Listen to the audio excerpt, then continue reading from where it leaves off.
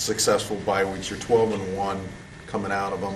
You know, what are the important lessons you've learned about making them successful? Well, I think, you know, the utilization of bye weeks is, you know, really twofold. One is mentally you got to get your players some rest.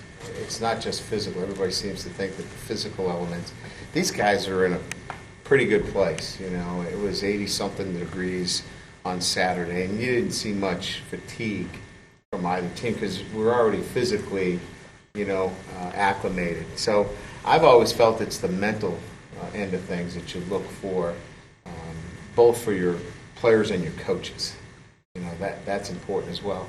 And then the second thing is to do a good job self-scouting. In other words, you know, what are you doing? What have you done in the first 6 weeks? Where are areas that you can maybe break tendencies and maybe change some things up in terms of what you're doing, both offense, defense, and special teams. So I've always looked at the mental health of your football team and then internally, you know, how you can break maybe some tendencies.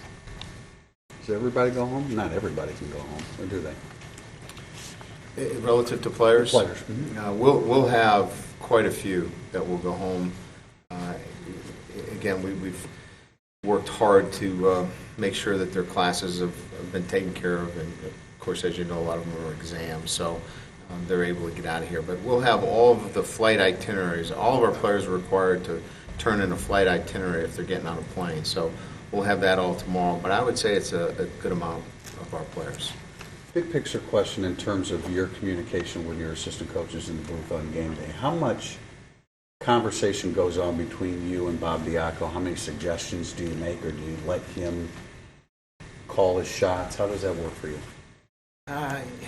You know, I'm involved in the game, you know, and as a head coach, you know, I'll talk to Bob, you know, as a head coach, not as a defensive coordinator, because he's got a thought process.